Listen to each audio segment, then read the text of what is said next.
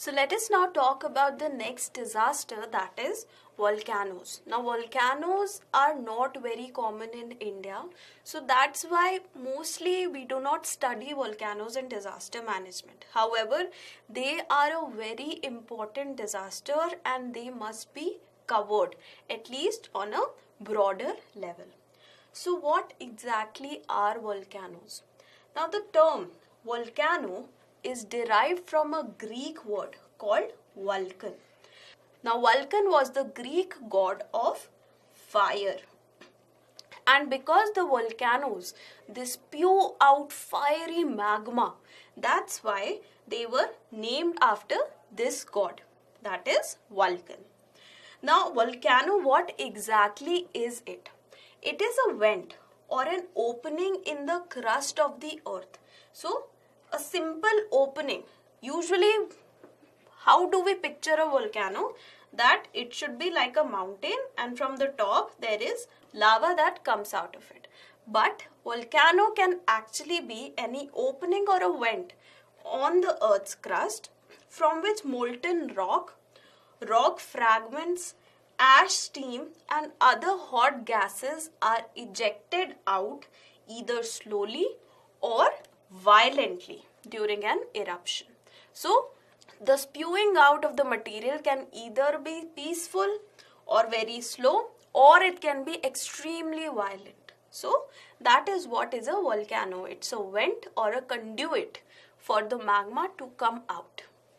The materials which are thrown out of the volcanoes include the lava flows, that is the red hot lava that we see coming out of the volcanoes. There is pyroclastic debris, that is small rock fragments. Now pyro means anything related to fire and clastic is a type of rock that comes out of the volcanoes. So it is pyroclastic debris, hot rock debris. Then we have volcanic bombs. Now any rock fragments or semi-molten lava fragments that are more than 64 millimeter in diameter are known as volcanic bombs. Then we have ash and dust, a huge amount of it that comes out of the volcanoes. And accompanying all these materials are the various gases that comes out. That is gases like NOx, like nitrogen compounds, like sulfur compounds, SOx, and minor amounts of chlorine, hydrogen and argon. Okay, so materials plus gases.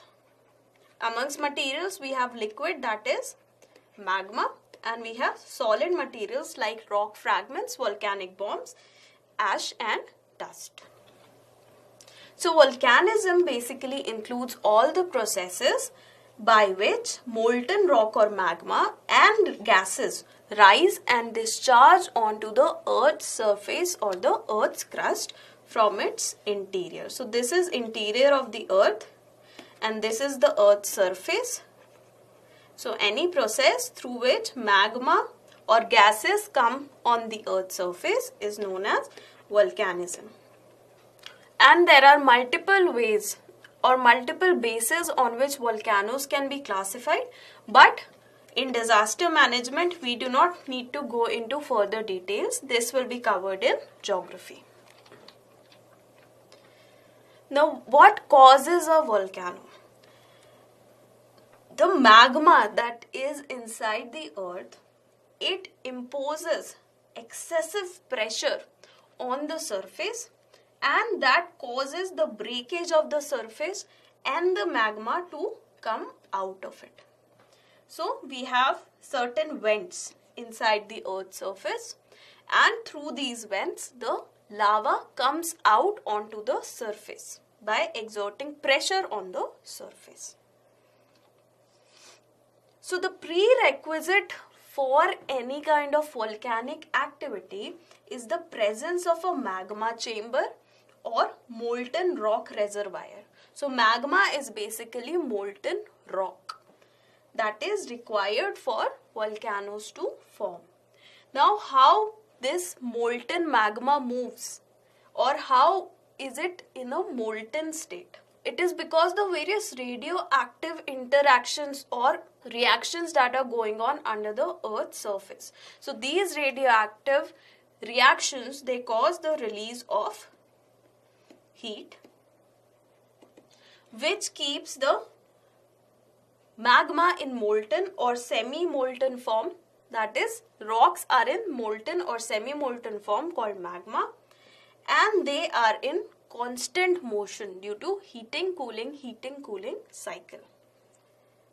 So they keep on moving inside the surface of the Earth. Now once there is enough pressure in the magma and the various gases are generated, they impose together an outward pressure from underneath. So this is the surface of the Earth, and from here magma plus the gases, they start imposing pressure.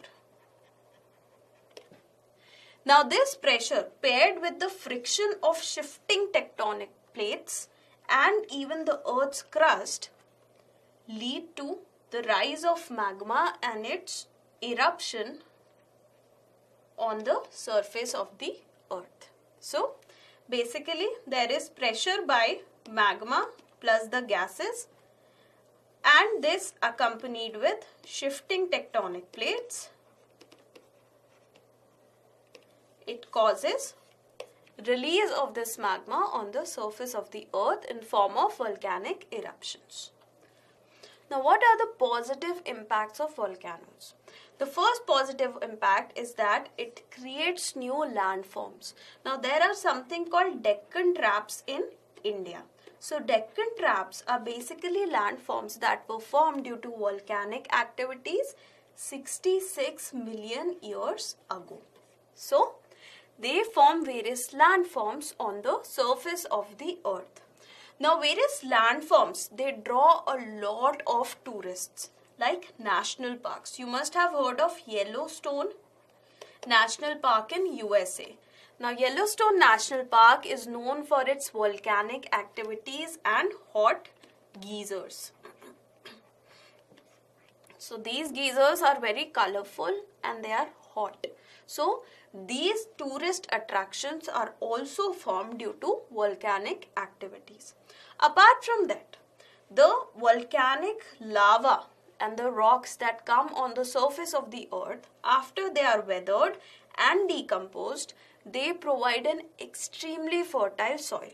So for crops and orchards, this volcanic ash, volcanic dust plus the weathered volcanic rocks, they provide an extremely fertile soil, and this becomes an economic advantage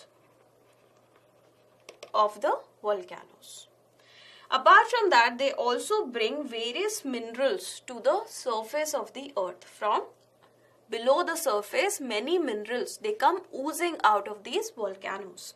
Like South Africa's famous kimberlite rocks, they have a volcanic origin. Now, you must understand one thing very clearly, is that the positive impacts of the volcanoes are in the longer term. So, it takes many years for the positive impacts of the volcanoes to be seen. In the immediate timeline, however, there are multiple negative impacts that are seen due to the occurrence of volcanic activities. Now, what are these negative impacts? The first is the volcanoes can easily, due to the heat that is released out of them, destroy habitats and landscapes. So, there are lava flows which can cause the damage to habitats, landscapes, life and property. So, they are highly destructive in nature. They result in various health and occupational impacts as well. So, there are many toxic gases and ash that is spewed out of these volcanic vents, which can create health problems like respiratory system problems, skin issues, eye problems. Apart from that, many psychological effects, injuries and reduction in availability of water due to pollution of the water due to this ash and dust that comes out of the volcanoes. So they have multiple adverse health impacts. So they are not only killing people directly, the volcanoes also have adverse impacts which can in the longer run lead to mortality.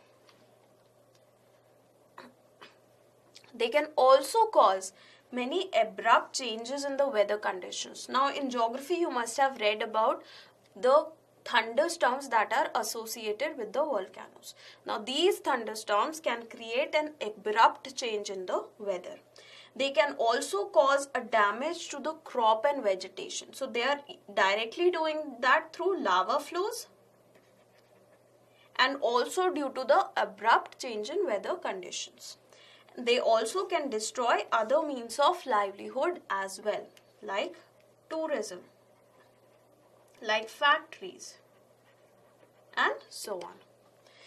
These eruptions also emit large amounts of greenhouse gases like carbon dioxide, like methane, like nitrogen oxides.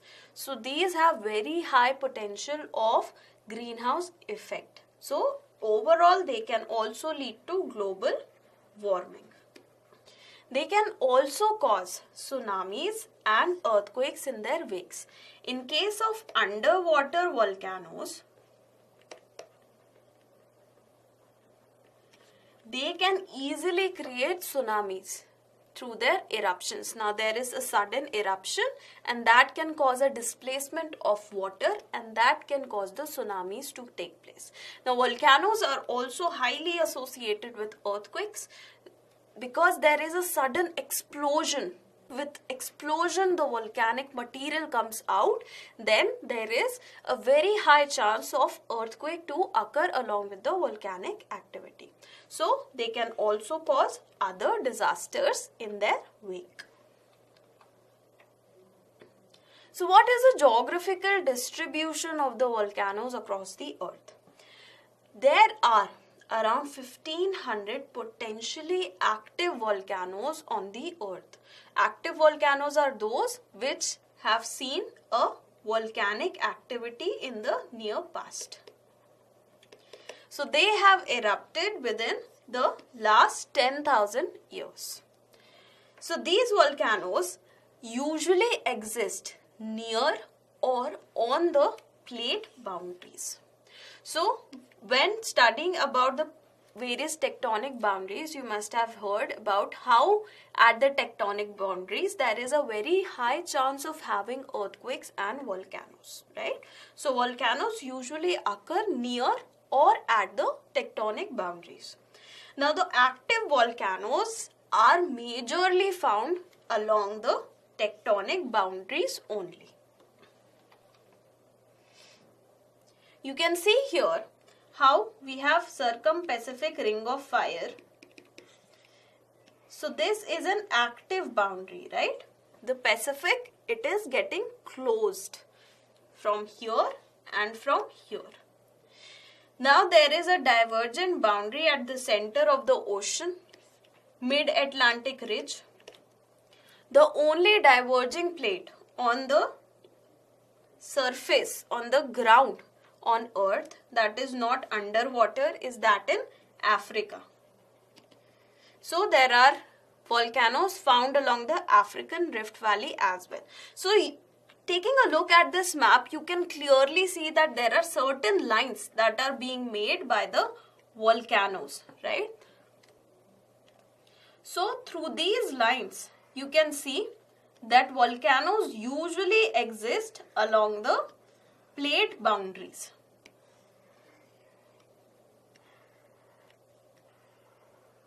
And the volcanoes and the earthquakes, they usually coexist along the plate boundaries. So, how do we define the global distribution of these volcanoes? First, we have the circum-Pacific region around the Pacific Ocean, known as ring of fire. Why ring of fire? Because there are many volcanoes that are present in this region. So that is how they got the name. More than 60% of the active volcanoes on the surface of the earth exist in this ring of fire. It extends along the Andes of South America to Alaska, then from Aleutian Islands to Japan, the Philippines and Indonesia. So it forms a boundary across the Pacific Ocean. Next we have the region in southern Europe, the Mediterranean belt. So this belt is the second most active volcanic region on the surface of the earth. In this belt, many Italian volcanoes like Mount Etna and Vesuvius and Greek volcanoes like Santorini exist, and they form 20% of the total active volcanism on earth. Pacific Ring of Fire had 60%. Southern Europe has 20% of all the active volcanoes. Now you must have heard of a place called Pompeii. Now Pompeii was a very affluent place in the Roman Empire, and in 79 AD it got destroyed because of the eruption of Mount Vesuvius. Right? So these volcanoes, they are very intense in their activity and can raise off life in the whole region that surrounds them.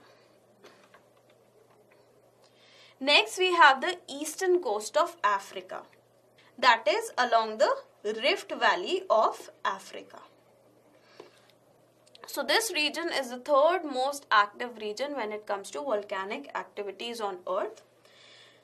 There is an extinct volcano on Mount Kilimanjaro in Tanzania and many more across the African Rift Valley belt, like Nyiragongo in Zaire, Eta El in Ethiopia. So this Rift Valley, it runs across Red Sea and up to Palestine. So it starts from southern part of Africa and runs through the Red Sea till Palestine. So African Rift Valley does not stay only in Africa, and a part of it, the northern part of it, also reaches Asia and Palestine. So this is the third most active region when it comes to volcanism on earth. Now, this was on the surface of the earth, on the land portion of the earth. Now, what about inside the oceans? Inside the oceans, there are rift valleys that are present, or the ridges that are present in all the oceans. So, these ridges, they are also very notorious for housing volcanoes. For example, the Mid-Atlantic Ridge, which lies along the north-south axis of the Atlantic Ocean. So, along this ridge, there are many volcanoes that exist. Now, what about India? How susceptible is India towards volcanoes as a disaster? And what is the distribution of volcanoes across India? First, let us talk about something called Deccan Trap. So, the Deccan Trap were formed due to volcanic activities in India around 66 million years ago. This was the same time around which the fifth mass extinction took place and the dinosaurs died. So, that was when Deccan Trap volcanism occurred, and this is the source of the black soil that we have in the country right now. Apart from that, when India split from the Gondwana land and collided with the Eurasian plate around 50 million years ago, the Himalayan mountain belt was formed, and this collision, it also created certain volcanoes at the Andaman Island region.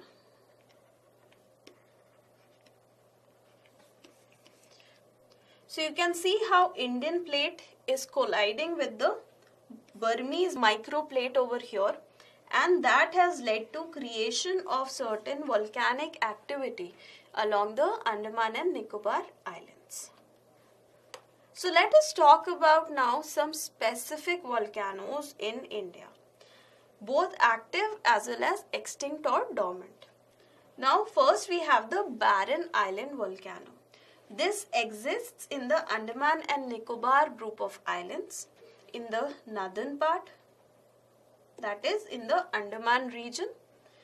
It was formed due to subduction of the Indian plate under the Burmese microplate along the Andaman Trench. It is an active volcano, a stratovolcano to be precise, and the elevation of it is 350 meters. That is, it is 350 meter high. It can, apart from volcanic activities, it has also in the past caused earthquakes, tsunamis, as well as pyroclastic flows. In the past, it has erupted multiple times, the latest one being 2017. So it has erupted 1803, 1891, 1995, 2005, and the most recent one was in the year 2017. Then we have very near to the Barren Island volcano, something called a Narcondam volcano. Now this volcano is located again in the Andaman Nicobar Island region. Now it is a dormant volcano. It is not extinct. It is a dormant and it can erupt any day without any warning. So it is a dormant stratovolcano and its height is 710 meters, almost double of the Barren Island volcano. It can also be a reason for earthquakes and tsunamis to occur as and when it erupts. Next we have something called a Barren 1 volcano.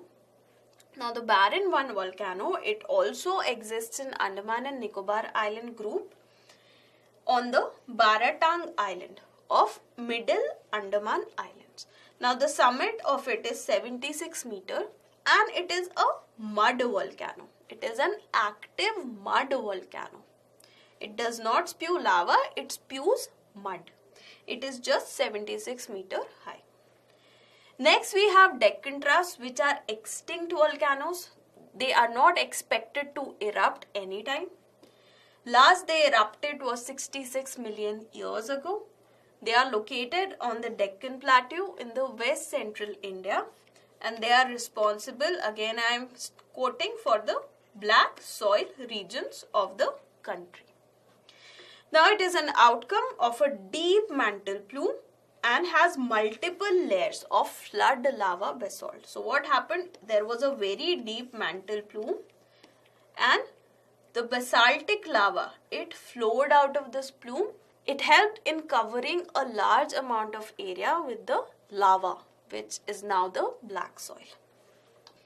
Next we have another extinct volcano called Dhinodhar Hills in Gujarat and the Dhosi Hill in Aravalli mountain range at the border of Haryana and Rajasthan. So these are both extinct volcanoes. So to summarize, on the mainland of the country we do not have any active volcano. We have just two active volcanoes, one of which is a mud volcano in the Andaman and Nicobar group of islands.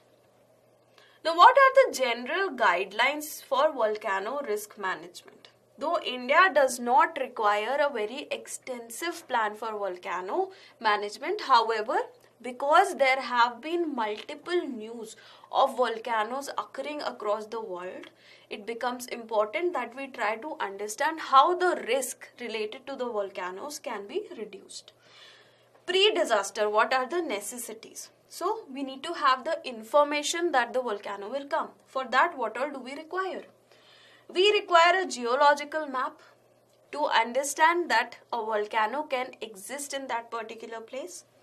We require the eruption history, when all the volcano has spewed out the lava, and the vulnerability and exposure data. How many people, how much area is vulnerable in case the volcano decides to erupt. So once we have all this data, it is necessary to analyze the data and develop a monitoring system. Now this monitoring system needs to be of two types. One is ground based, that is people and the machinery is present on the ground to analyze whether or not the volcano will erupt.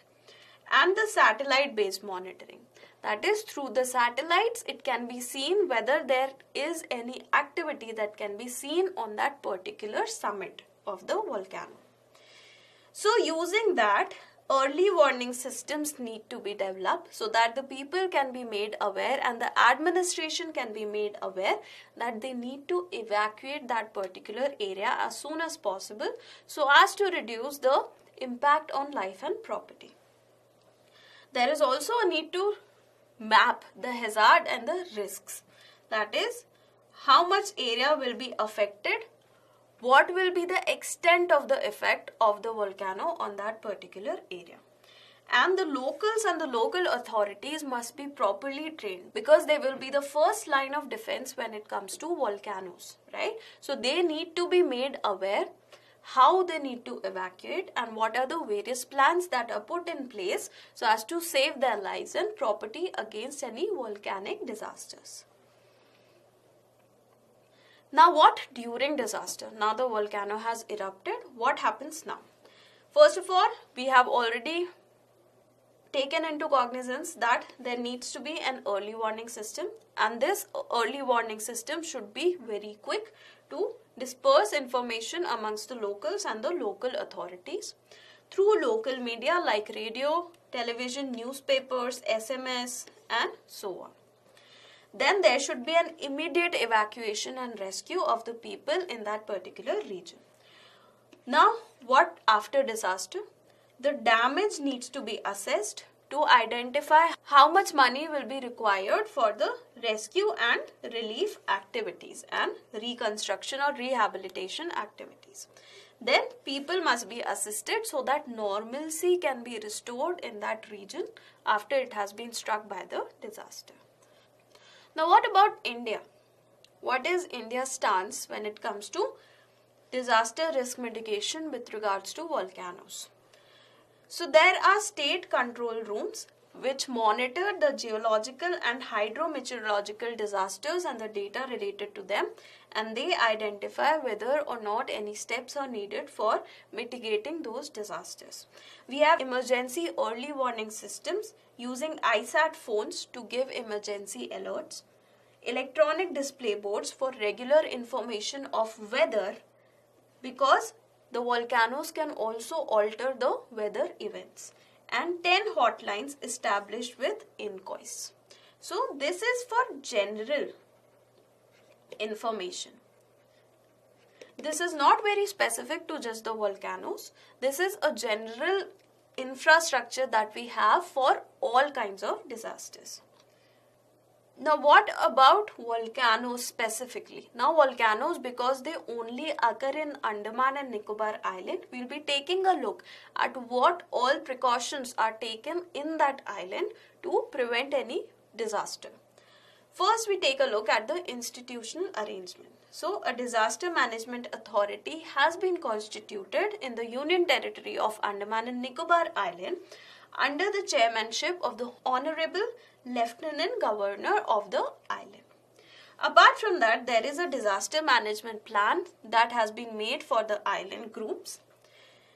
It was prepared in the year 2012 and was reviewed in 2017. That was the year when Barren Island became active again. So this plan provides the various measures that need to be taken and the systems that need to be established before any disaster can strike. So the mitigation efforts and the response efforts both find their place in this particular plan.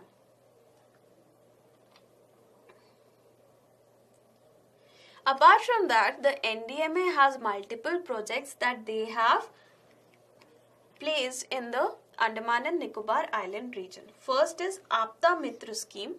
Aapda means disaster. So at state and the district level, nodal officers have been nominated and they are sent to the National Disaster Management Authority. This has also been done for the Andaman and Nicobar Islands. So these islands, they also have a Abda Mitra, or the state and district level nodal officer that has been nominated to NDMA to help in disaster management efforts.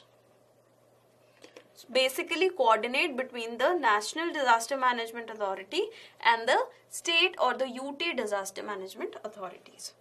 Now individuals are also trained as community volunteers because they will be the first line of protection against the disaster or the first line of response against the disaster. So they need to act as first responders in the time of any disaster. Also, there is an establishment of integrated command control center under the Smart City project, which will also be extended to the Andaman and Nicobar Islands.